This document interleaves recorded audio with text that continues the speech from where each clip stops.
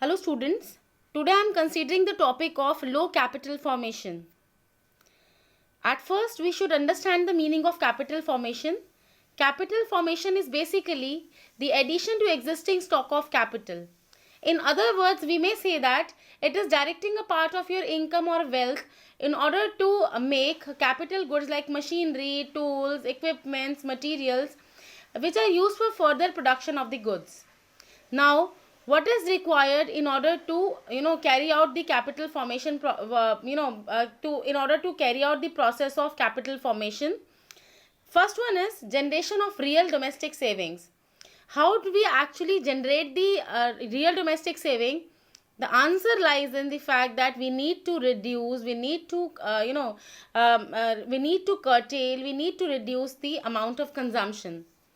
Whenever we have funds, whenever we have income, as Professor J.M. Keynes pointed out, we have y is equal to C plus S. So in order to save more, we need to reduce the level of consumption and direct resources in order to enhance the level of investment. People should save from present. What we have to do, we have to utilize our current income in order to, in such a manner that we reduce our consumption and we are in a way able to increase the level of savings. The more the level of savings would be, the greater would be the level of investment, and henceforth the greater would be the capital formation in the economy. So first one being curtailment of consumption, which leads to generation of real domestic savings. The second one is mobilization of savings. How do we actually mobilize? How do we actually channelize the savings? By converting the savings into investable funds. This requires establishment of banking and other financial institutions.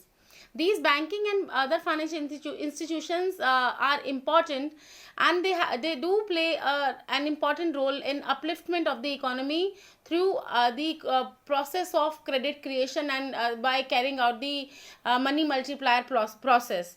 So this is how we talk about mobilization of savings. The next one being the productive investment of savings. Now the mobilization of savings should be there, but it should be in, it should happen in the productive manner. It should not happen in the unproductive manner. It should be in a productive manner. This being the third and last step of process of capital formation. Once we have invested our funds, once we have invested our money saved out of our income in productive channels, then we say that the process of capital formation has occurred in the economy. Now comes the causes of low rate of capital formation in Indian economy. As far as causes of low rate of capital formation in Indian economy are concerned, the first one is the low rate of growth of national income and per capita income. Because the level of national income is less and per capita income is what? Per head income. How do we actually calculate the per head income? By calculating total national income and dividing it in by the total population of the economy. Now, if we have lesser income, lesser national income at macroeconomic level, we say income as national income. So when we have lesser national income and when the per head income is low, per head income would be low, then the per head savings would be low. If per head savings would be low, then per head investments would be low. And if per head investments are low, then they cannot be invested in a productive manner, because investments being low, then it would be adversely affecting the rate of capital formation in Indian economy. So this is one of the major causes that why Indian economy has low rate of capital formation. The second one is high rate of population.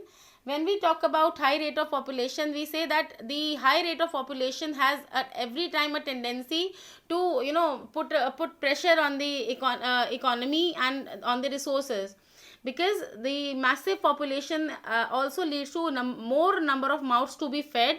When more people are there, they require more resources, and when they require more resources, then again the level of savings are likely to reduce, because they will be enhancing the consumption levels. So as a result, the level of capital formation tends to be low. The next one being the vicious circle of poverty, and as a result of vicious circle of poverty, because people are not able to afford their basic means like food, clothing, shelter, hunger, safe drinking water, because people are not able to afford all these amenities, then in basic needs, then also these people cannot think of adding to the existing stock of capital and going for capital formation. The next one is high marginal propensity to consume, and it leads to lower propensity to save. People have more tendency in order to consume more. They have because of their eating pattern, because of their consumption habits. So in that case, the propensity to save, marginal propensity to save, MPC we call it, okay, we call it MPC, it tends to be lower. In the next case, we have we have the poor banking facilities in rural areas. There are these poor people, they are denied credit and they are credit starved. So again, the capital formation tends to be low. Then because of demonstration effect, I have already told you in my previous presentation that demonstration effect is something that leads to favorable impression on others, and people get indulged in extravagant activities wherein they spend recklessly and carelessly. The motive is to create a favorable impression and and to spend on the goods of conspicuous consumption or the prestige goods. So here again, the amount of savings is likely to be less, and then the investments would be less, so which would be adversely affecting the Indian economy and its rate of capital formation. Next one being the lack of financial institutions to mobilize the savings. When the financial institutions are less as compared to the requirement, and moreover the financial institutions are lesser in case of rural areas. Even RRBs, the number of regional rural banks is also less. So when there is paucity of formal financial institutions, then again there is a problem of mobilization of savings, and henceforth there is a problem of low capital formation in Indian economy. The next one being the people's attitude towards raising the rate of capital formation. Even the people are not inclined towards saving more for future. They want to live in present and want to make their present better. So in that case also, the rate of capital formation tends to be low.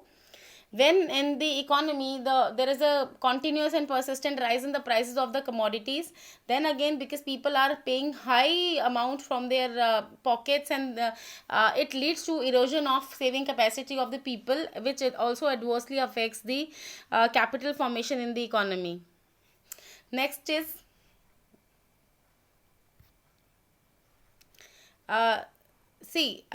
there are other factors which also lead to there are other factors which also lead to the low rate of capital formation, these being the high rate of taxation in the economy, because people are paying more taxes to the authorities. As a result, that savings tend to be low.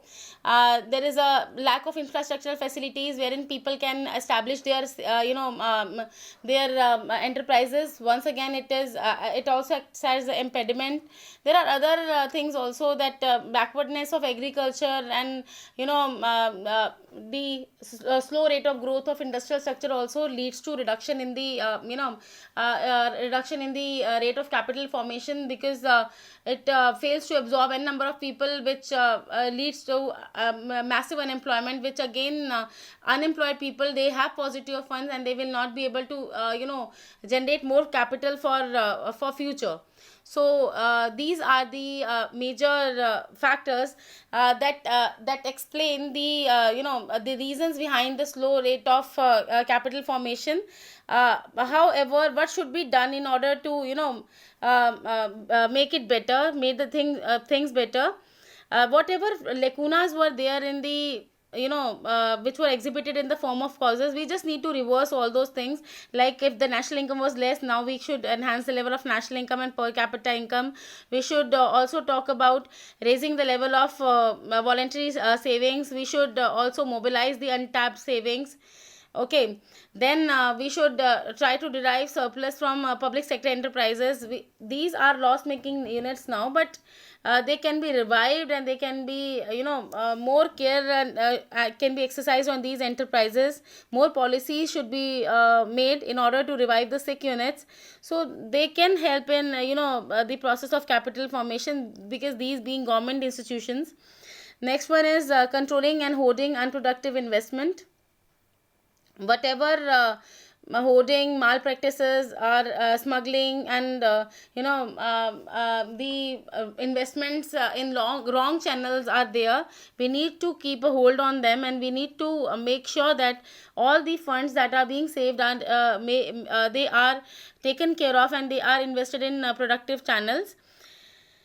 Next one is controlling inflation, because it was one of the causes. Because of inflation, people are paying higher price, and their tendency to save becomes low. So here, what we need to do, we need to control inflation, so that the saving capacity of people becomes more, and they are able to enhance the level of capital in the economy. Next is we need to introduce a suitable monetary policy. The monetary policy should be enacted, or should be made in such a way wherein it should also ensure that people are able to save, and not much amount of money is absorbed from them. So in that case also, the suitable monetary policy would also help in capital formation. Export promotion policy should be adopted, so that when we are adopting for this policy, we are exporting more, then the money from other economies is being channelized, and it is coming in our economy, which is leading to strengthening of the circular flow of income and expenditure in our economy, which will again lead to which will serve as an injection in our economy, and this injection of money would again generate income in the economy. More the income would be there in the economy, more savings would be there. Then in that case, there is every time probability that the rate of capital formation is likely to be more in that case. Thank you so much for the patient listening. I am done with my presentation here.